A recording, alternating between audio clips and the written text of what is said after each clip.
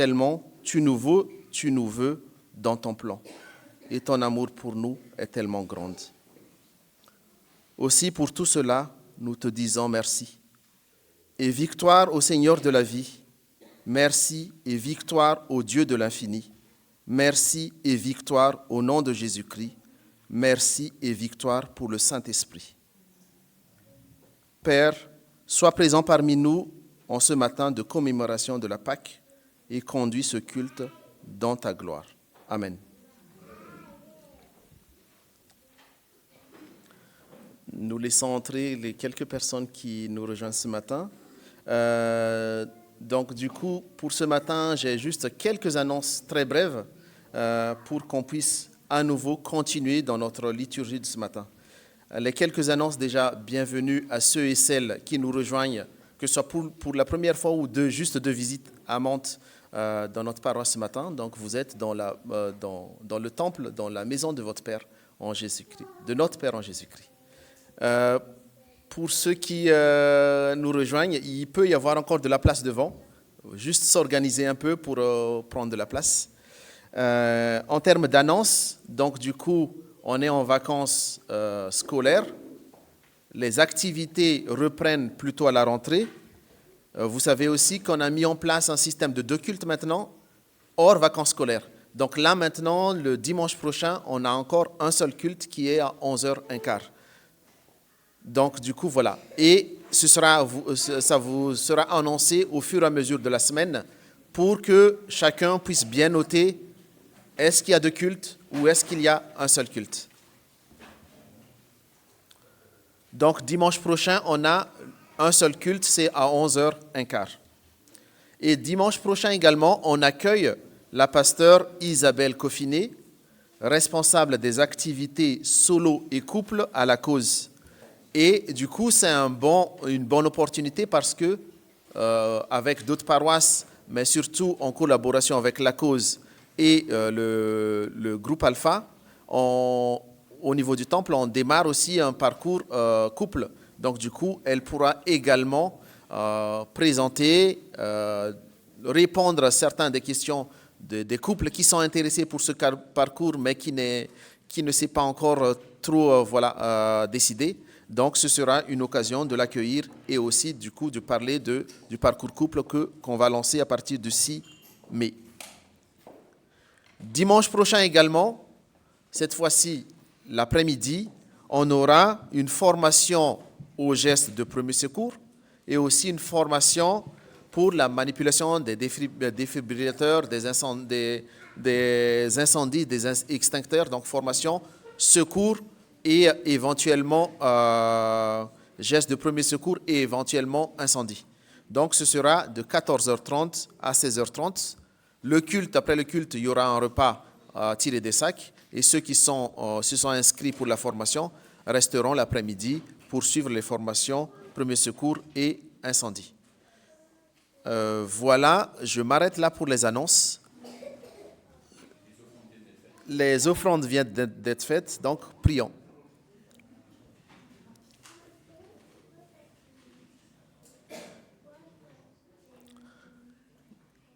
Grâce te soit rendue, Seigneur notre Dieu, pour tous les dons que jour après jour, ta bonté nous accorde.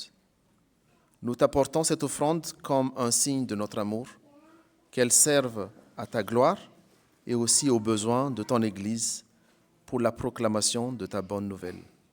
Tu es béni pour les siècles des siècles. Amen.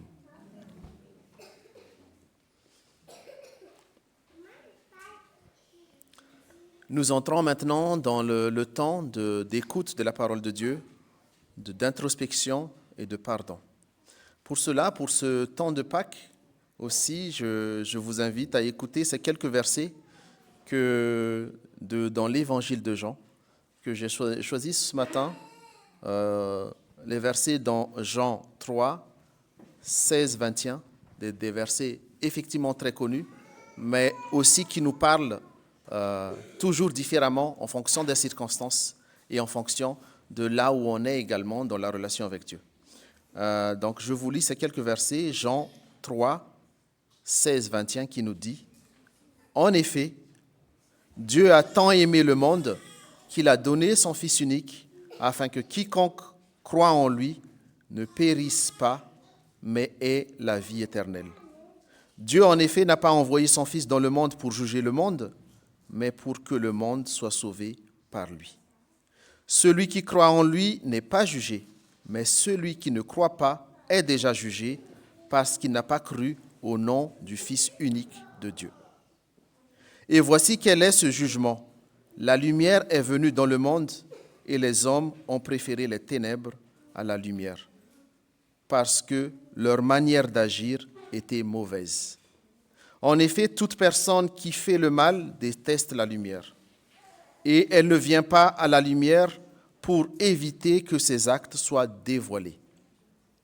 Mais celui qui agit conformément à la vérité vient à la lumière afin qu'il soit évident que ce qu'il a fait, il l'a fait en Dieu.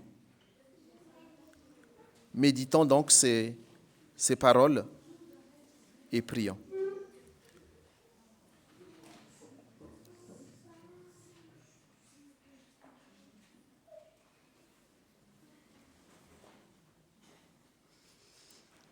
Prions. En ce jour de Pâques, Père, nous nous prosternons devant toi et nous te demandons humblement pardon. Pardon pour nos péchés et nos égarements, et qui, malgré ta parole et les commandements, notre chair, notre pensée et notre ego se laissent facilement détourner par le malin, qui veut notre mort et qui veut nous attirer à lui, qui est déjà perdu et condamné. Pour tout cela, aie pitié de nous, Père. En ce jour de Pâques, Père, nous nous souvenons surtout du sacrifice de ton Fils Jésus-Christ, mort pour nos péchés. En effet, lui qui est pur et sans péché a accepté de porter ce lourd fardeau pour nous racheter et nous offrir ainsi le salut à toute l'humanité qui le reconnaît comme sauveur et maître de leur vie. Ainsi, par le nom de Jésus-Christ, ton Fils, notre Sauveur, nous te demandons pardon. Aie pitié de nous, Père. Éloigne-nous du mal et édifie-nous par ton Esprit Saint, et qu'il soit notre guide et notre intercesseur.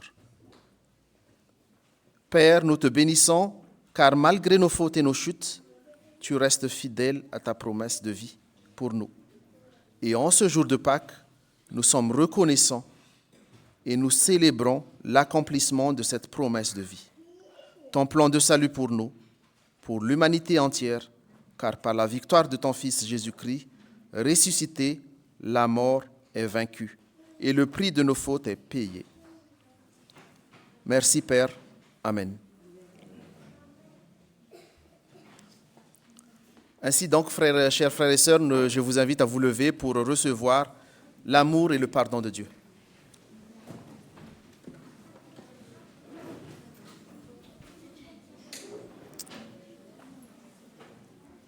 En effet, chers frères et sœurs, Dieu vous pardonne. Notre Sauveur, le Christ Jésus, s'est manifesté en détruisant la mort et en faisant resplendir la vie. Celui qui met sa confiance en Dieu et trouve sa joie en Jésus-Christ est sauvé. Ainsi donc, pour manifester cette joie, manifester cette victoire, manifester aussi notre reconnaissance, nous allons chanter les 2 chants suivants, Majesté et à l'agneau immolé.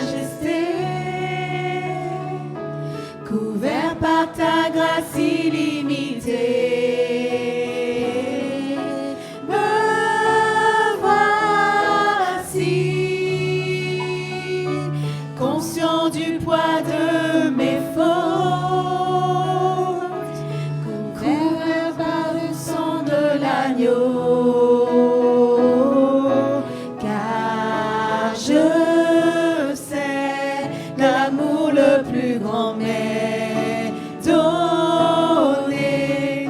Tu as offert ta vie, le plus grand sacrifice.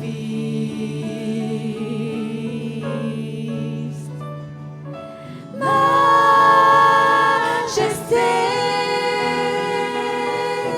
majesté,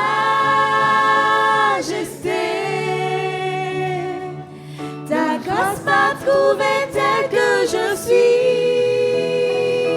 Je n'ai rien à moi, mais en toi je vis. Majesté, majesté, par ton amour je suis transformée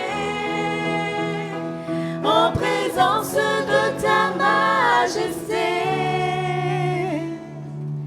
Me voici confondu par ton amour. Pardonné, je pardonne en retour. Me voici conscient d'être ton plaisir, sanctifié par le feu de ta gloire. Car je sais l'amour le plus grand m'est donné. Tu as offert ta vie, le plus grand sacrifice.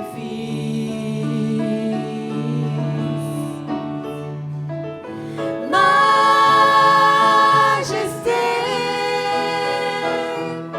majesté, ta grâce m'a trouvé tel que je suis. Je n'ai rien à moi, mais en toi je vis. Majesté,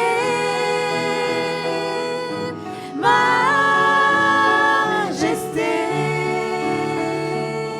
par ton amour je suis transformée en présence de ta majesté.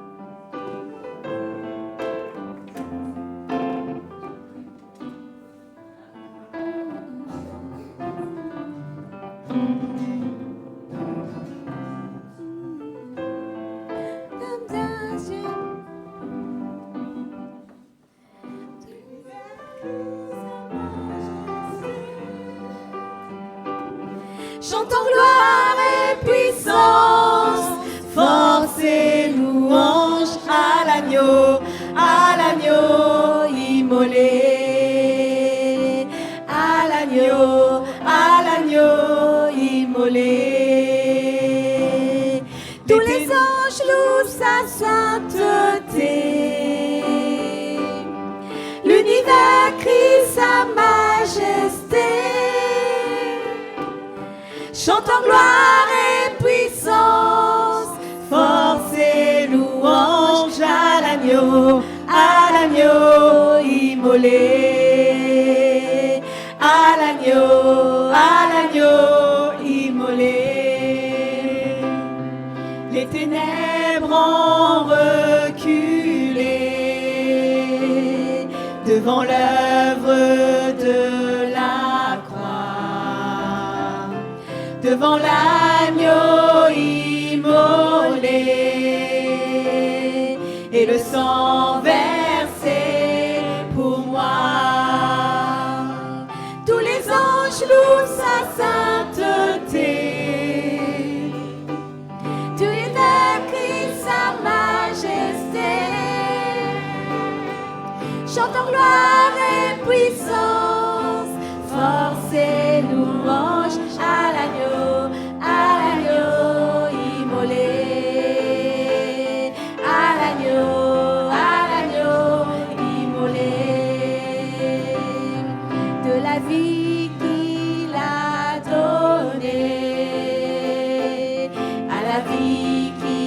brûle en moi.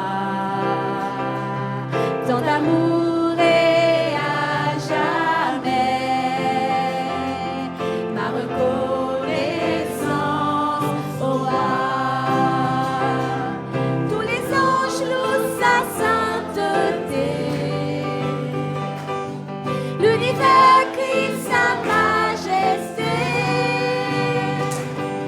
Chantons gloire et puissance, force et louange à l'agneau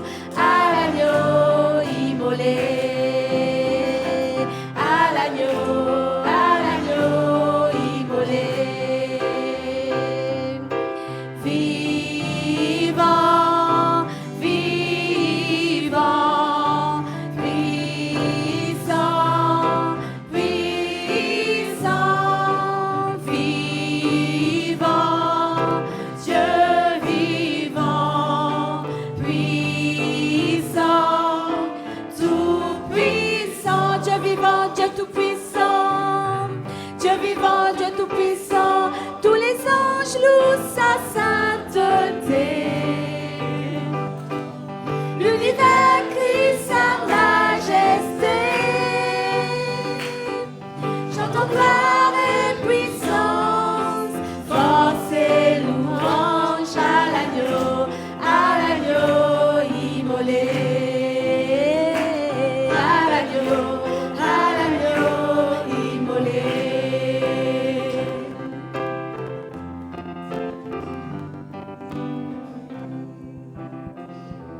Amen.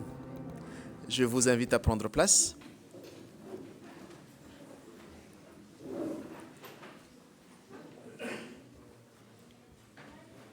Alors aujourd'hui, du coup, on a aussi un événement particulier. On a la présentation de Talia Rose, Malia et Williana. Et donc pour ça, du coup, j'invite les parents à venir devant avec les enfants et aussi s'il y a de la famille également. Il y a les grands-parents qui sont avec les deux plus grandes. Je ne sais pas s'ils veulent venir, les grands-parents. Ils veulent rester discrets, au fond. En même temps, j'ai dit que vous étiez au fond, donc là, tout le monde vous regarde. Vous êtes plus discrets, désolé les grands-parents.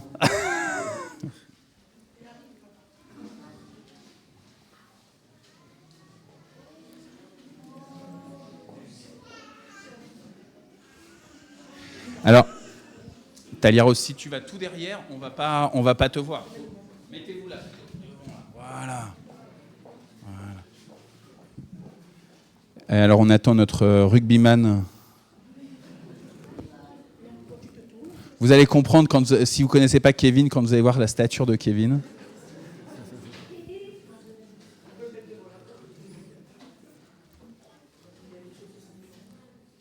Ah, donc il est derrière ? Ah non, c'est bon. Le voilà.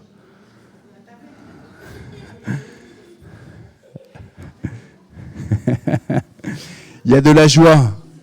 J'entends Malia qui rigole. Donc il y a de la joie. Alléluia.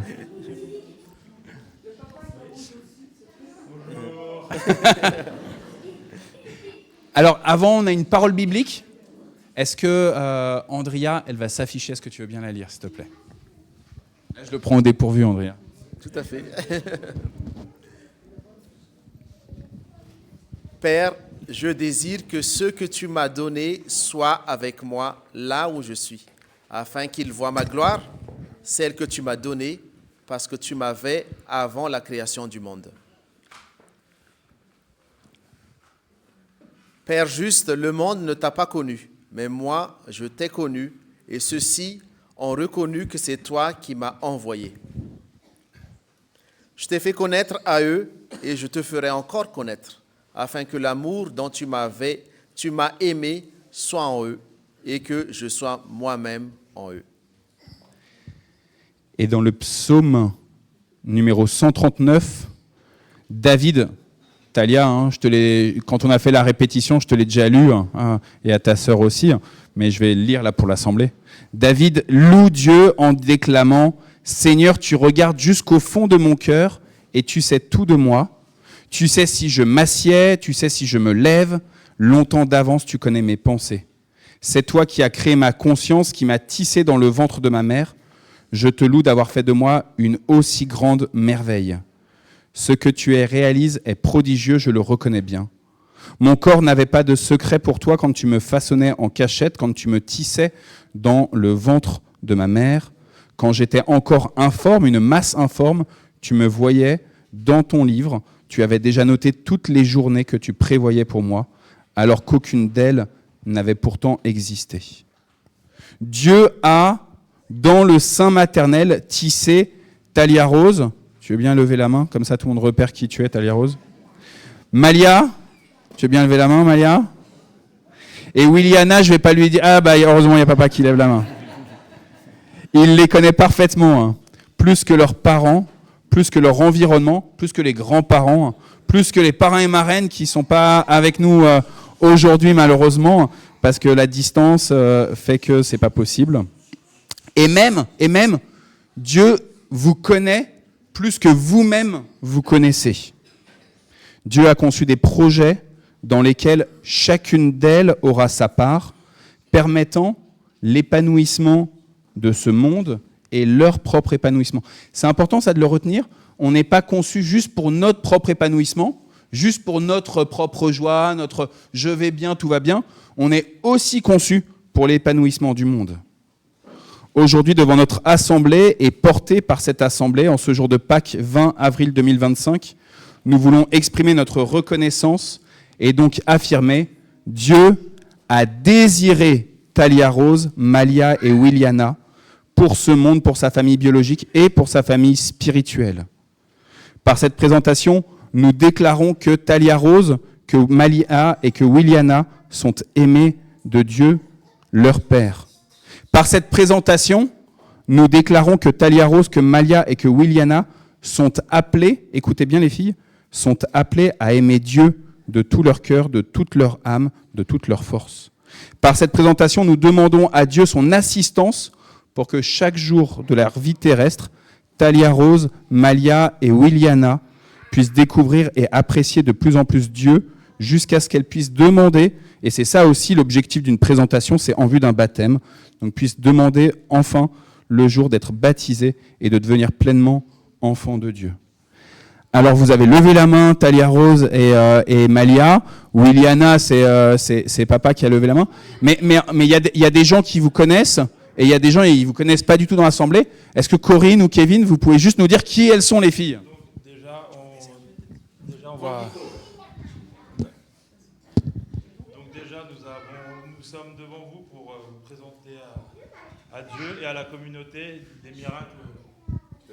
Ok. Donc je vais la refaire. Nous sommes devant vous pour présenter à Dieu et à la communauté notre famille. Ce geste, c'est pour témoigner des miracles dans nos vies. Talia Rose, Malia, Williana. Nous avons choisi un parrain, chacun pour moi, de mon côté. Navid, tout d'abord, qui est devenu un ami. Et par la force des choses, est devenu un frère. Les filles ont également approuvé ce choix. Donc, cette décision a été prise d'un commun accord. Donc cette présentation, on l'a faite parce que vous êtes tous et toutes importants pour nous, déjà. Donc, peu importe ce qui va se passer dans l'avenir, nous vous confions spirituellement nos filles. Amen. Merci. Et j'ai oublié, c'est pas moi aujourd'hui qui vais présenter, ni madame qui va présenter les filles. Non, c'est ni Corinne ni moi. Donc toi, comment tu t'appelles ? Talia Rose. Et toi ? Non, Malia. Il faut donner tous vos prénoms. Talia Rose, Rossignol, Magné Michel. Et toi ? Malia, Magné Michel. Mais non, toi tu t'appelles pas... Allez, correctement. Là, Maintenant, c'est Talia Rose qui va présenter... ta sœur, elle s'appelle comment ? Williana Rossignol Aïsatea. Voilà, maintenant, on va présenter... Alors, bonjour à tous. Par rapport au choix des prénoms, comme toujours, hein, c'est guidé par le Saint-Esprit. Talia Rose, en gros, veut dire rosée de Dieu. Malia, elle, c'est un nom qui vient d'Afrique, qui veut dire en swahili reine, entreprenante et pleine d'amour. Et Wiliana, c'est un mélange de William et Iliana, qui veut dire en quelque sorte grâce. Mets-toi là. Qui veut dire, qui veut dire en quelque sorte grâce. Et par rapport au deuxième parrain, on a choisi, on va dire, une dame qui est devenue pour moi une maman quand j'étais plus jeune. Et en quelque sorte, si je suis là aujourd'hui, c'est grâce à elle. Donc elle n'est pas là, mais elle aura l'occasion de voir la vidéo. Elle s'appelle Soula. Et effectivement, ça a été aussi fait d'un commun accord avec les enfants. Donc voilà, en gros. Voilà. Et je voulais faire une petite dédicace pour mes parents qui sont dans le fond et les remercier de ce qu'ils font pour nous au quotidien. Et ils se rendent pas compte forcément du bien qu'ils peuvent nous faire, mais voilà. Je pense que les filles ont un truc à vous dire. On vous Remercie. On vous connaît. et toi, on vous aime.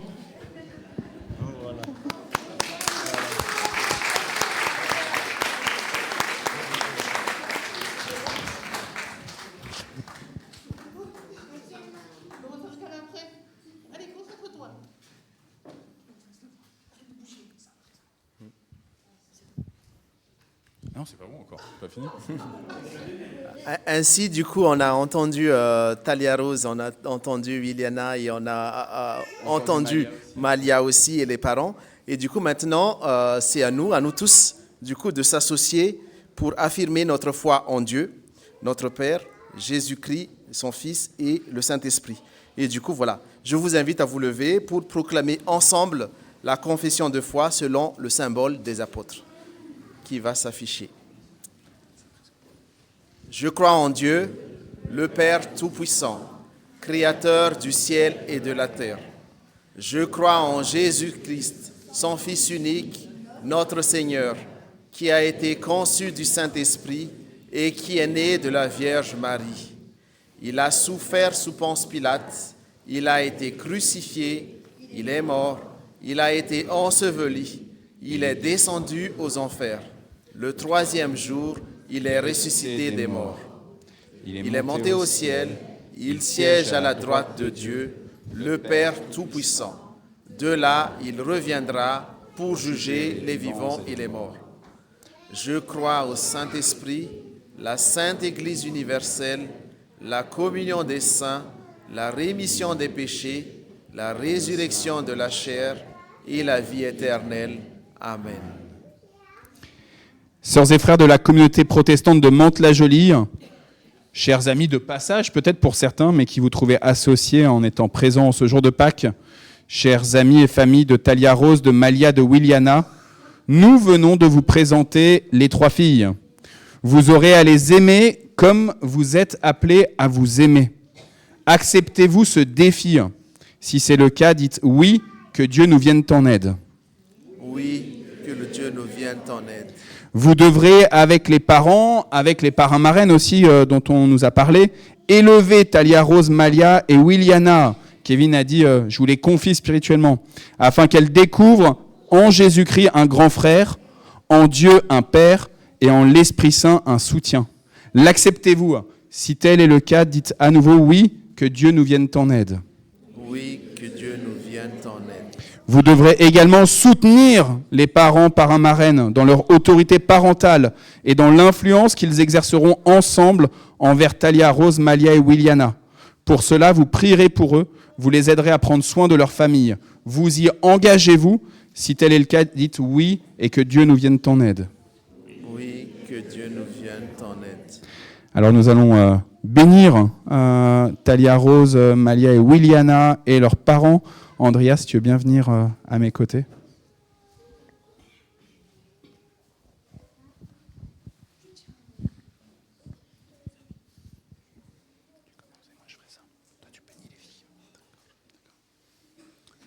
Talia Rose, Malia et Wiliana, le Dieu de Jésus-Christ, notre Seigneur et notre Maître, se tient à vos côtés.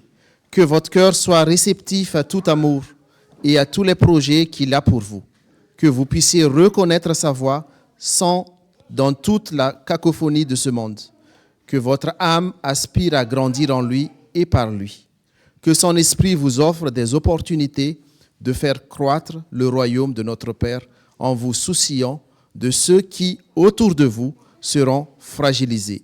Soyez bénis au nom du Père, du Fils et du Saint-Esprit. Amen. Parents, que notre grand frère et Maître Jésus-Christ se tiennent à vos côtés et vous permettent de prendre du temps ensemble pour vous apprécier en tant que parents, pour vous aimer et pour offrir à Talia Rose, à Malia et à Williana un modèle d'attention, d'écoute, d'humilité, d'audace, de bienveillance, de rigueur, de persévérance, de pugnacité. Qu'un seul esprit vous anime, celui que l'on nomme saint. Amen. Amen. Alors Williana, elle a envie de faire la chanteuse comme maman, je pense. Mais justement, on va chanter avec tout le monde. On va chanter, je pense, Abba Père.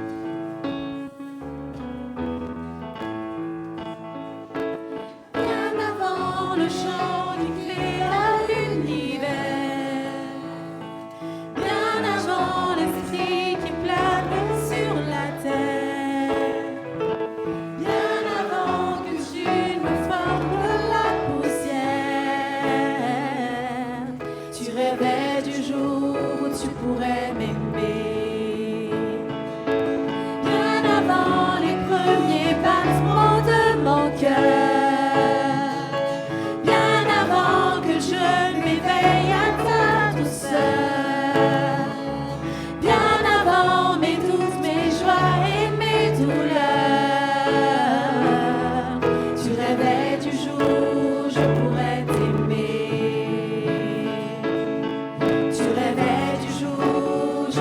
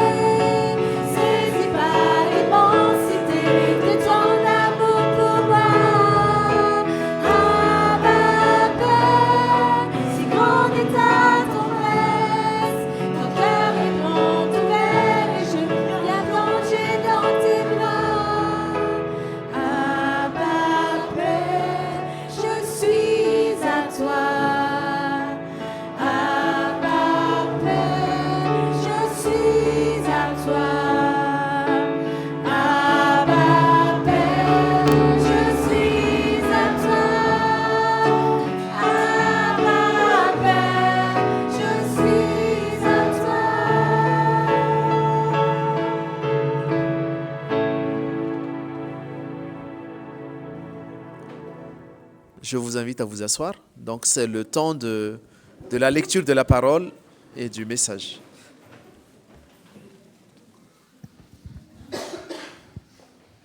Christ est ressuscité ? Christ est ressuscité ? Christ est ressuscité.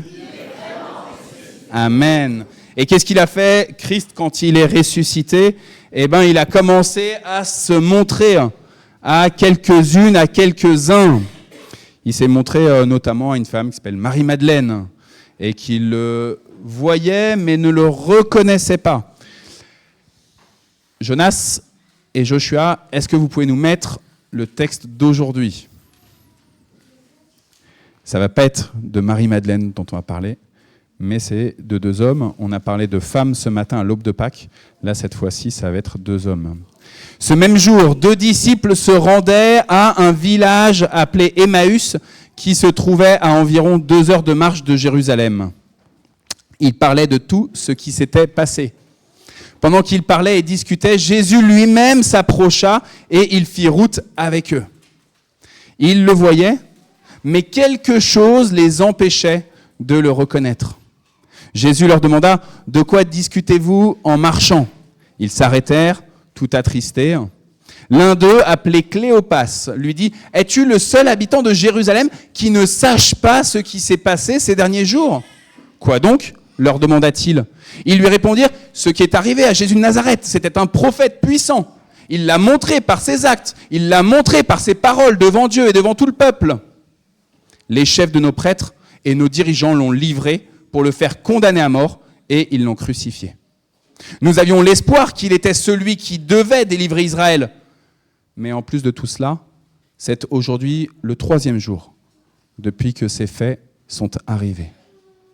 Quelques femmes de notre groupe nous ont frappés de stupeur, il est vrai. Elles se sont rendues tôt ce matin au tombeau. Mais elles n'ont pas trouvé son corps. Alors elles sont revenues nous raconter qu'elles avaient eu une vision des anges d'eux, qui leur ont déclaré qu'il est vivant. Quelques-uns d'entre nous, en fait Pierre, sont allés au tombeau et ils ont trouvé tout comme les femmes l'avaient dit. Mais lui, ils ne l'ont pas vu. Alors Jésus leur dit, « Gens sans intelligence, que vous êtes lents à croire tout ce qu'ont annoncé les prophètes. Ne fallait-il pas que le Christ souffre et Christ souffre ainsi avant d'entrer dans sa gloire. » Puis il leur expliqua ce qui était dit à son sujet dans l'ensemble des Écritures, en commençant par les livres de Moïse et en continuant par tous les livres des prophètes. Quand ils s'approchèrent du village où ils se rendaient, Jésus fit comme s'il voulait poursuivre sa route. Mais ils le retinrent avec insistance en disant « Reste avec nous car le jour baisse déjà et la nuit approche. » Il entra donc pour rester avec eux. Il se mit à table avec eux, il prit le pain et il dit une prière de bénédiction. Puis il partagea le pain et il le leur donna. Alors leurs yeux s'ouvrirent, ils le reconnurent, mais il disparut de devant eux. Ils se dirent l'un à l'autre, « N'y avait-il pas comme un feu qui brûlait au-dedans de nous quand il nous parlait en chemin et nous expliquait les Écritures ?» Parole du Seigneur. Amen. Ces 2 disciples d'Emmaüs, comme on les appelle, en fait, ils vont à Emmaüs. Ces 2 disciples qui vont là-bas, à Emmaüs. Ils sont empêchés de reconnaître Jésus. Vous avez bien entendu, dans la version, la Nouvelle Français courant, il y avait comme quelque chose qui les empêchait de voir, de reconnaître Jésus-Christ. Il y avait un voile de devant leurs yeux. Il y avait quelque chose qui empêchait que leurs yeux reconnaissent le Christ Jésus. Alors si vous pensez à du combat spirituel, vous allez me dire Arnaud, c'est juste le Satan qui nous empêche de voir, qui nous empêche de reconnaître la messianité de Jésus, qui nous empêche de reconnaître la seigneurie de Jésus, qui nous empêche de reconnaître que Jésus est Fils de Dieu. C'est le Satan qui empêche qu'on puisse reconnaître et qu'on puisse proclamer ensuite de notre bouche, de notre cœur, qu'on puisse proclamer que Jésus est vraiment Seigneur. Pourtant, le verbe grec qui est utilisé, c'est très intéressant, c'est le verbe kratéo.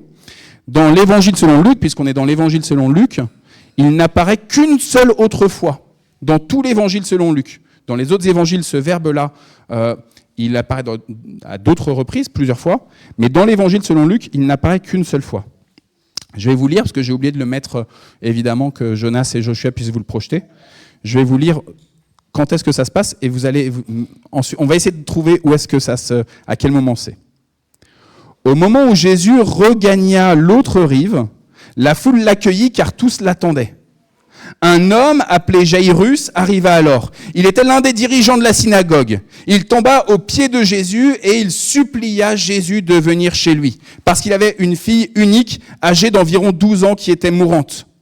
Pendant que Jésus s'y rendait, la foule le pressait de tous côtés.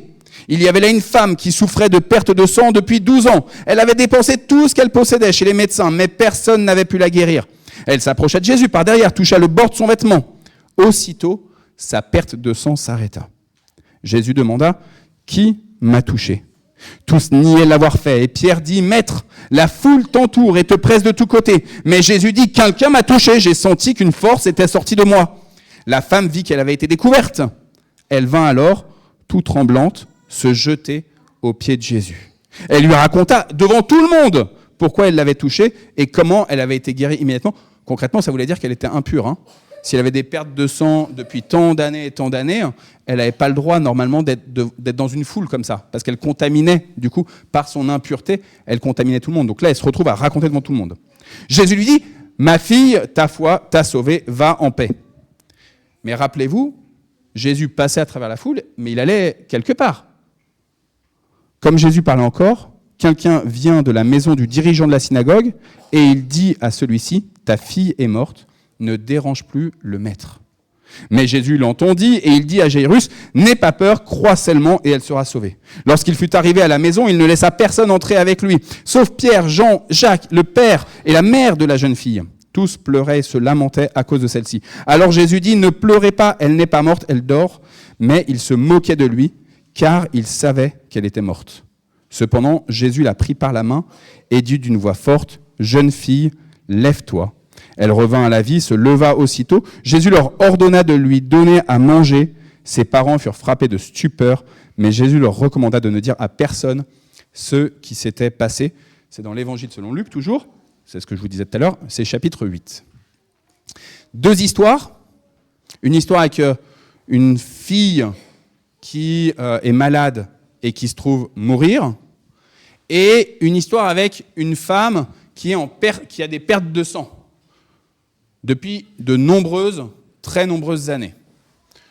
À votre avis, dans laquelle des deux histoires, il y a ce verbe kratéo, qui est le verbe donc qu'on cherche, qui était celui qui disait ils étaient empêchés de reconnaître Jésus, les disciples qui allaient à Emmaüs. D'accord ?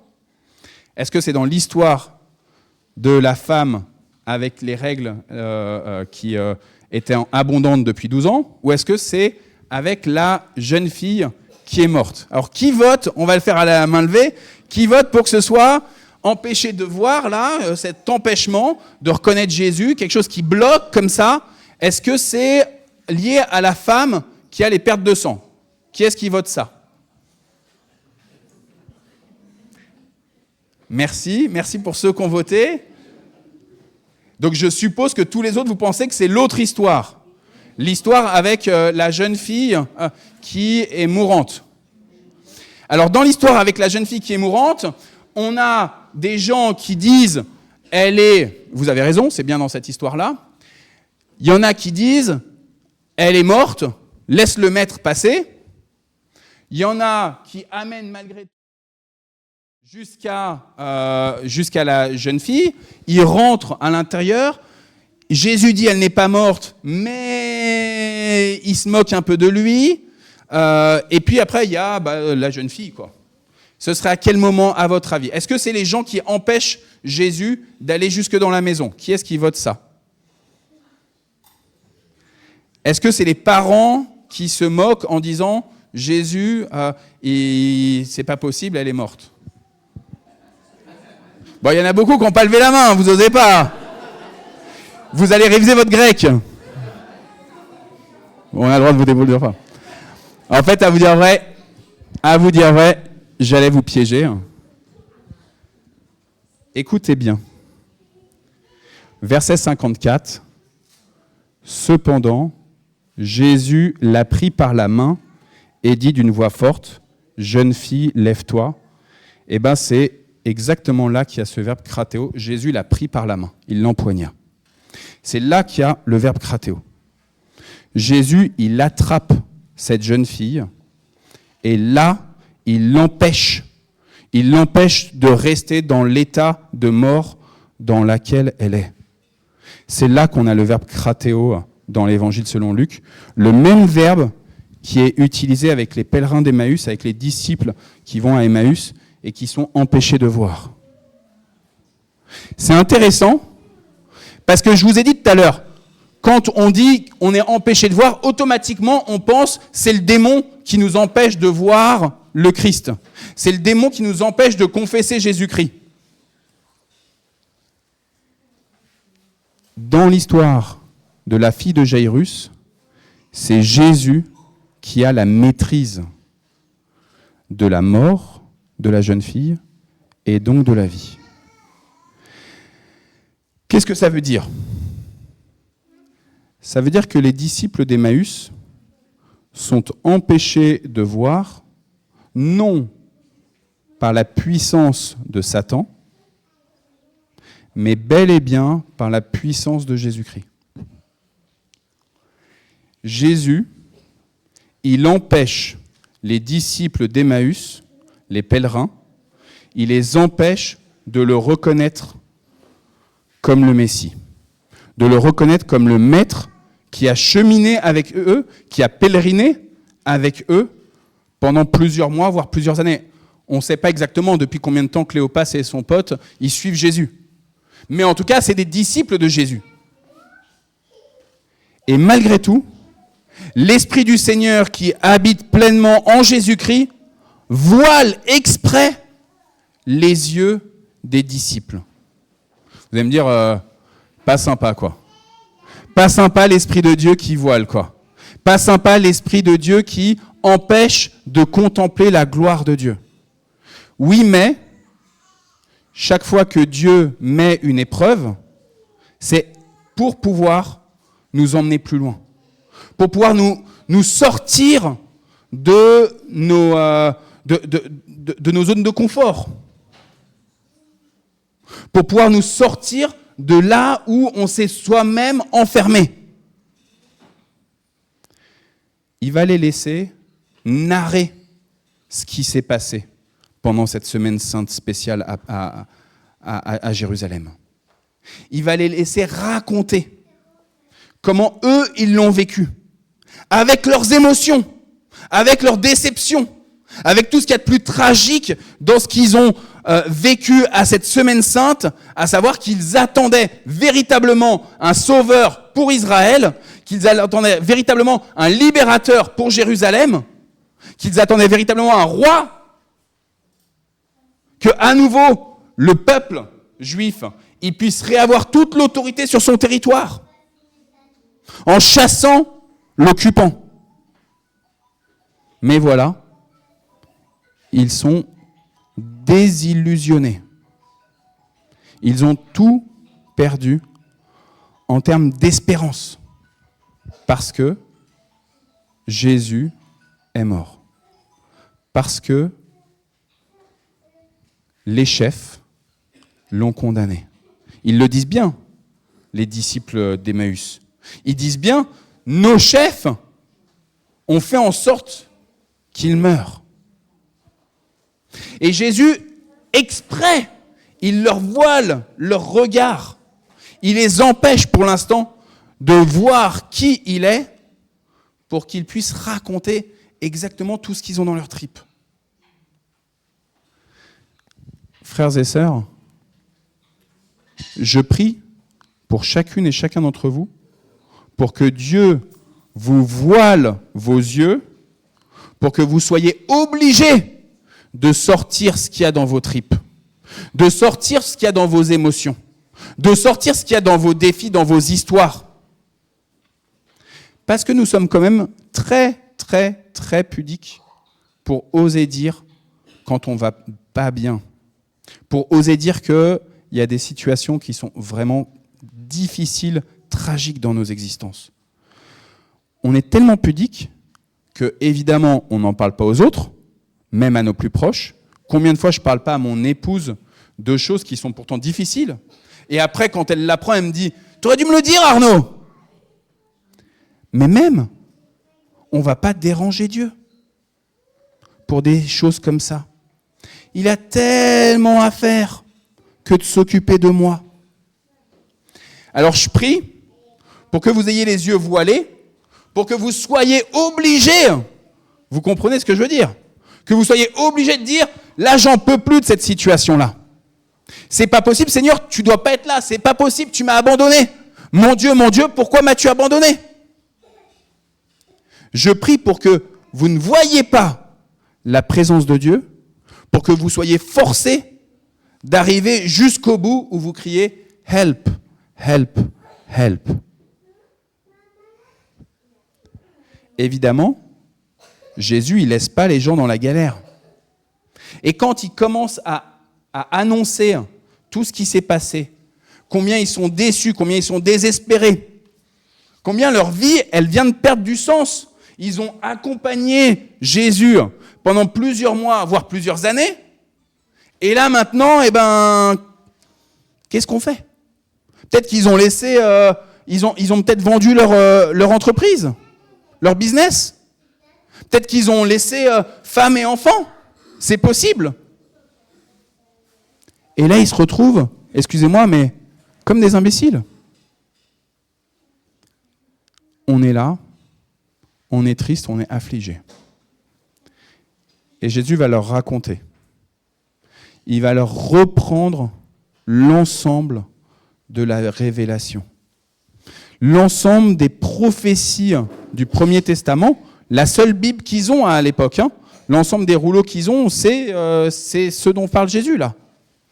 Et il va leur raconter qu'il fallait que le Messie soit crucifié pour leur propre salut.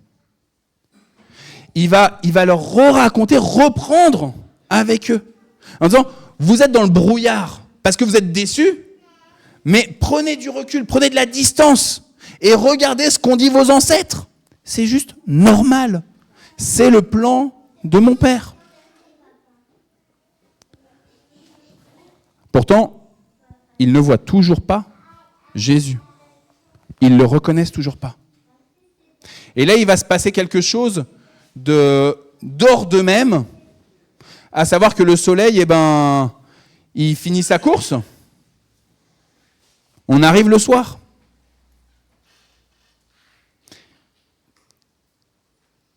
Dans les évangiles, il y a un récit qu'on retrouve dans les 4 évangiles où un soir arrive et les disciples de Jésus, ils font quelque chose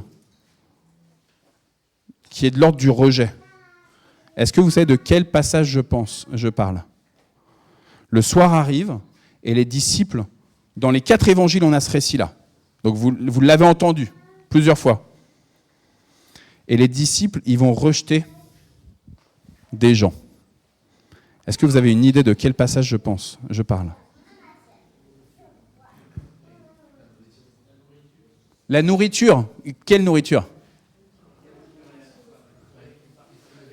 Il fallait qu'ils aillent manger. La multiplication des pains. Amen. Le soir est déjà bien avancé. Laisse-les partir maintenant. On n'a pas assez pour leur donner à manger. La foule est trop importante. Et Jésus leur avait dit, donnez-leur vous-même à manger. Là, on est avec les disciples d'Emmaüs. Le soir arrive. Ils viennent de raconter à Jésus combien ils sont déçus, combien ils sont désespérés, combien ils se disent, on a tout donné pour se mettre, et finalement, que on repart.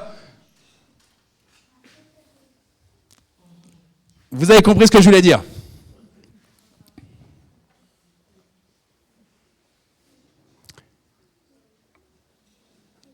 Et Jésus, après leur avoir raconté les prophéties qui s'appliquent à lui-même, après avoir relu l'ensemble de son ministère, avoir relu les guérisons, les miracles, tous les enseignements que le Christ a donnés, eh bien, il les met au défi.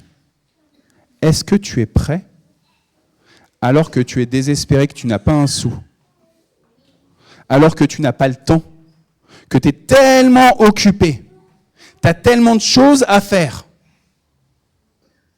Est-ce que tu es prêt à accueillir, à faire preuve d'hospitalité? Ou est-ce que tu vas rejeter? Allez ailleurs. Allez trouver à manger ailleurs. Allez trouver de l'aide ailleurs. Moi, je ne suis pas compétent. Je ne suis pas compétent pour t'aider. Je suis nul en administratif, je ne peux pas t'aider. Je suis nul en informatique, je ne peux pas t'aider. Je n'ai pas le temps. J'ai déjà trop de choses à faire. Les disciples d'Emmaüs, ils sont mis devant ce défi-là. Est-ce que vous êtes prêts? Ils ne le savent même pas. Hein. Ils ont les yeux voilés. Hein. Est-ce que vous êtes prêts à agir chrétiennement? Alors que le Christ, votre maître, est mort, alors que vous avez perdu tout espoir, toute espérance, est-ce que vous êtes prêts malgré tout à agir selon ses règles, selon ses commandements, selon ses désirs, selon ses projets pour le monde et pour vous-même? Aimez-vous les uns les autres. Tu aimeras le Seigneur ton Dieu de tout ton cœur, de toute ton âme, de toute ta pensée. Et tu aimeras ton prochain comme toi-même. Bénissez ceux qui vous maudissent. Celui qui prend l'épée périra par l'épée.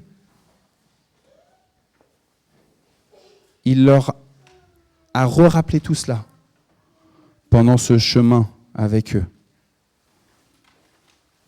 Et alors qu'ils pensent que le Messie n'est plus là. Il n'y a pas là où 2 ou 3 sont réunis en mon nom, je suis au milieu d'eux là. Hein. Ça viendra après. Hein. Là, ils pensent que Dieu n'est plus là. Que le Messie n'est plus là. Et Jésus leur dit, il les laisse eux-mêmes décider.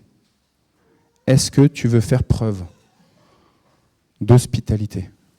Est-ce que tu veux vivre chrétiennement selon mes règles, selon mes commandements? Et ils font le choix d'insister auprès de Jésus en lui disant, viens avec nous, viens dans notre maison. Avant-hier, j'étais à l'anniversaire d'un de mes anciens scouts, un de mes petits jeunes scouts, et je me suis dit, c'est fou parce que je me rends compte que je croyais qu'il y avait une distance en âge qui était énorme entre mes scouts et moi. Je me disais, c'était des bébés et moi j'étais le chef, quoi. Et en fait, là, mon petit scout, il avait 40 ans. Moi, j'en ai que 44. Je me dis, ah ben mince, en fait, non, on est si proches en âge. Je crois que j'ai 44, je suis plus sûr d'un coup. 43, merci. Même 42, puisque je suis de novembre. Oh là là là là, donc vraiment, vous voyez. En fait, on est à côté, et on est de la même génération.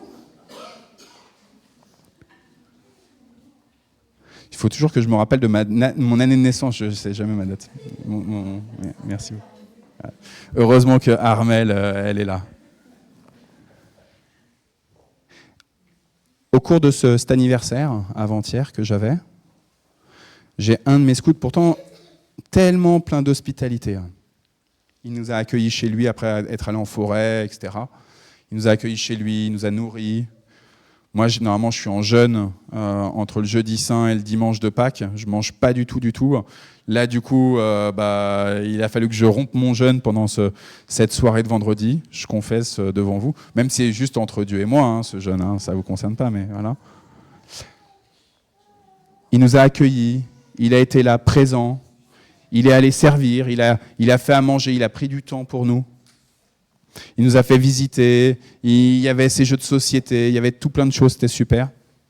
Mais dans la discussion, ce scout-là Il nous a dit, pour moi, je crois que c'est impossible que je puisse accueillir chez moi quelqu'un que je ne connais pas. Vous, je vous connais. Je vous connais depuis tellement d'années. Ça fait 20 ans ou 30 ans, je sais pas, 30 ans qu'on se connaît, quoi. C'est facile pour moi. Mais impossible, me dit-il, nous dit-il, pour moi, d'accueillir chez moi quelqu'un que je ne connais pas.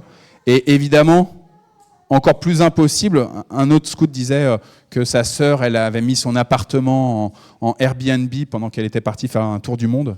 Et il dit, alors là, laisser mon appart, ma maison à quelqu'un que quand je ne suis pas là, alors là, ce serait encore plus impossible. Frères et sœurs,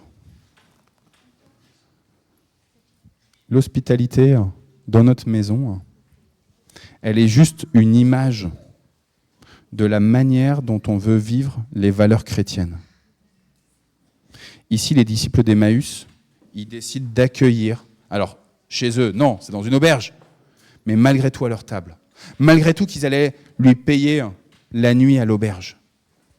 L'hospitalité ici, elle est ce moment crucial que Jésus propose pour pouvoir passer le cap.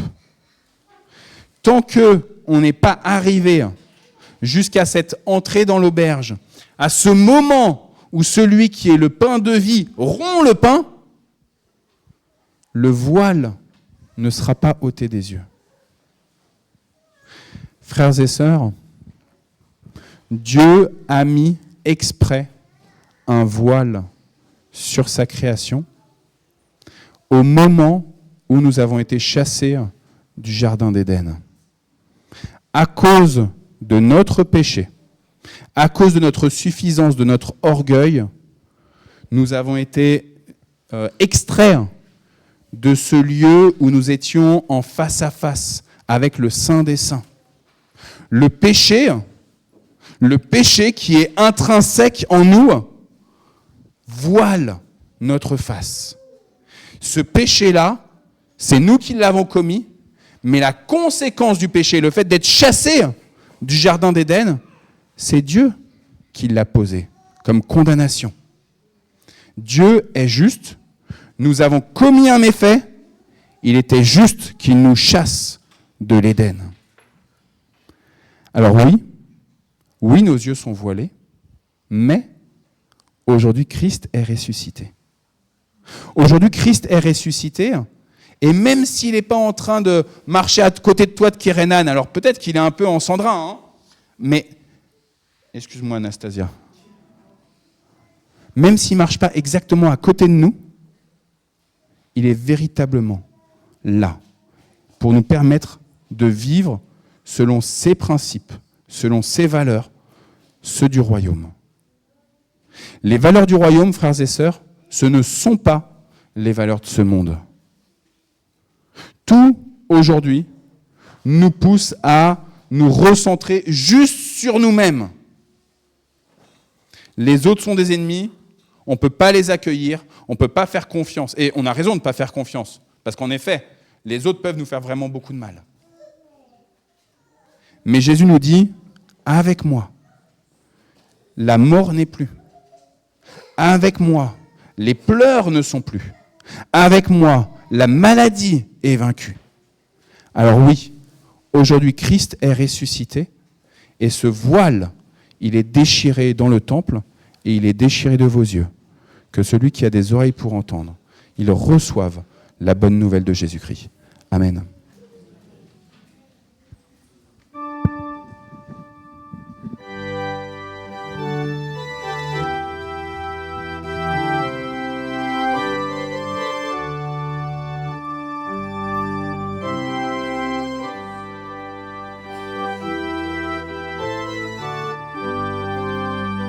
Victoire au Seigneur de la vie, victoire au Dieu de la vie.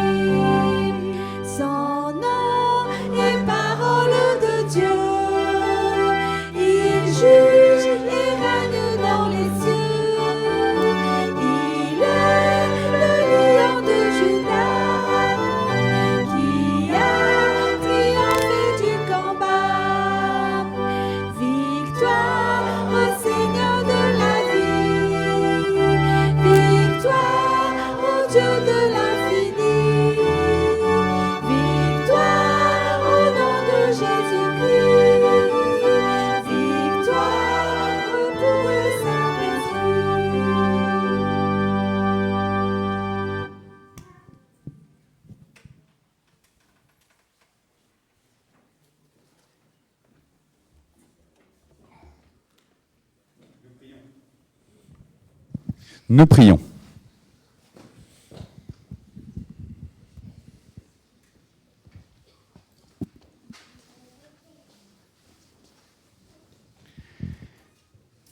Seigneur notre Dieu, nous te bénissons de ce que tu as décidé à la fois de permettre à ton Fils de connaître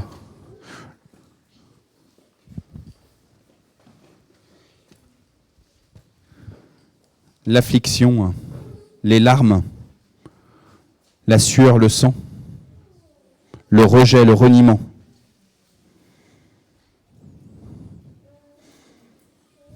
La souffrance, la mort.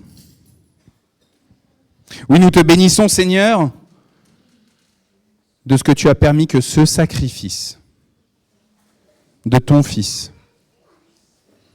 l'agneau de Pâques, soit offert pour tes enfants, pour les sauver, pour les racheter, pour payer la dette, l'amende. Nous te bénissons, Seigneur, de ce qu'au matin de Pâques, oui, le tombeau était vide. Oui, tu ne l'avais pas oublié. Oui, pendant ces 3 jours, tu étais resté avec lui, jusqu'à briser les liens des enfers, jusqu'à empêcher de la mort de garder suffisance sur son corps, sur son âme et sur son esprit. Nous te louons, nous te rendons grâce pour ce mystère de Pâques. Nous te louons, nous te rendons grâce qu'aujourd'hui, des milliers, des millions de chrétiennes, de chrétiens de par le monde affirment avec foi, espérance et amour que tu es fidèle, que tu n'abandonnes pas ta création, que oui, Christ est ressuscité, qu'il est vraiment ressuscité. Nous voulons nous souvenir, frères et sœurs, de ce repas que Jésus a pris avec ses disciples au début de la fête de la Pâque. Il a pris du pain,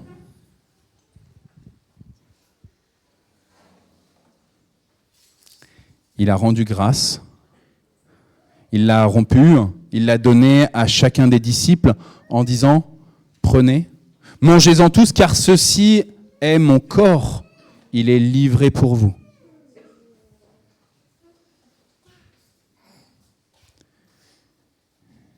Et puis après le repas de la Pâque, à la fin du repas, il a pris une coupe, il l'a élevée, rendant grâce à son Père et notre Père, et il l'a donnée à chacun de ses disciples, en disant « Prenez, buvez-en tous, car ceci est mon sang. Il est répandu pour vous et pour la multitude, pour le pardon de tous les péchés. Faites ceci chaque fois que vous en boirez, en mémoire de moi. »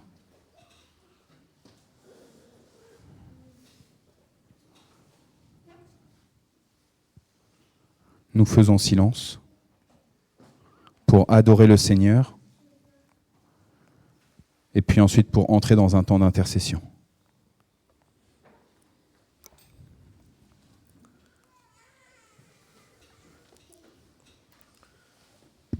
En effet, c'est aussi le moment de l'intercession où nous prions pour ceux et celles qui sont malades, affligés, persécutés ou victimes de violences dans ce monde, qui ont besoin d'espérance. Prions.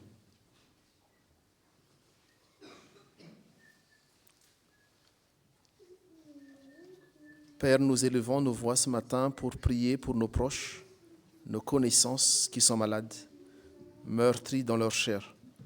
Nous prions pour Marie-France, pour Philippe, pour Jacques.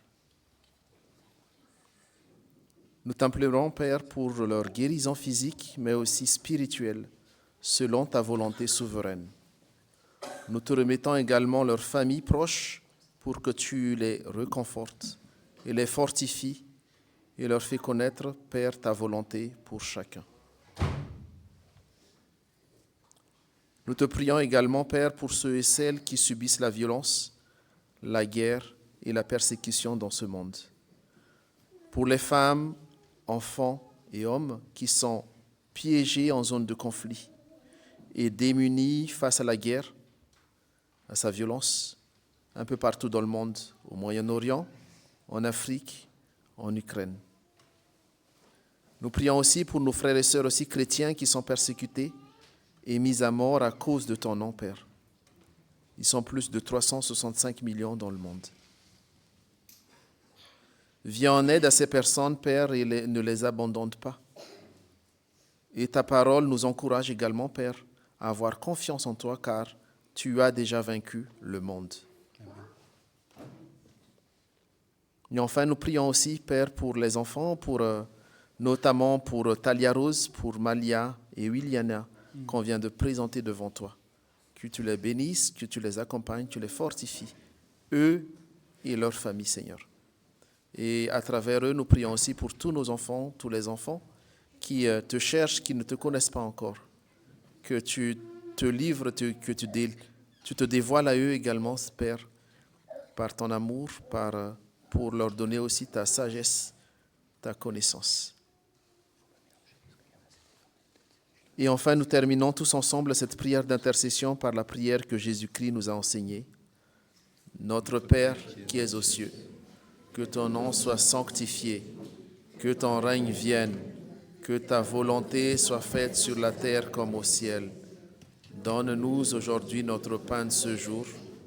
Pardonne-nous nos offenses, comme nous pardonnons aussi à ceux qui nous ont offensés. Ne nous laisse pas entrer en tentation, mais délivre-nous du mal, car c'est à toi qu'appartiennent le règne, la puissance et la gloire pour les siècles des siècles. Amen. Voici, dit le Seigneur, je me tiens à la porte et je frappe. Si quelqu'un entend ma voix et ouvre la porte, j'entrerai chez lui, je prendrai la scène avec lui et lui avec moi. Seigneur Jésus, Maranatha, viens bientôt. Seigneur, je ne suis pas digne que tu entres chez moi, que tu entres dans ma maison, mais dis seulement une parole, et mon serviteur, et ma maison, et moi-même, nous serons guéris. Frères et sœurs, nous allons prendre ensemble ce repas de scène, ce repas que Jésus a offert, a vécu avec ses disciples. Comme on est un petit peu nombreux, on ne va pas faire comme on fait d'habitude un grand cercle. On va passer dans les rangs et on va donner par exemple ici le pain. Le pain, le plateau, merci, ou la corbeille à Olivier, qui va le donner, ainsi de suite, jusqu'à ce que ça arrive de l'autre côté, et hop, et on va passer comme ça. On pense que on va gagner du temps comme ça sera plus facile que se mettre en grand cercle. Et ça, c'est du jus de raisin. Tiens, passe d'abord avec le pain. Tiens, il faut donner le pain d'abord. Comme ça, peut-être tu peux donner à Michel ou de ce côté-là.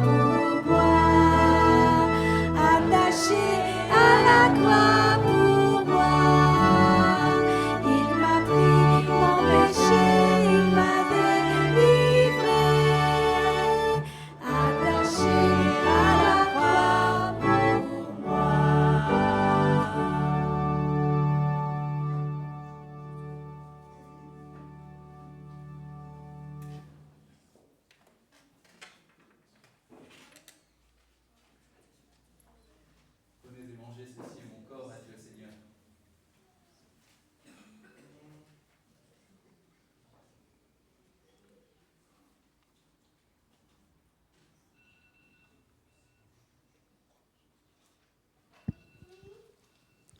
Prenez et buvez ceci mon sang.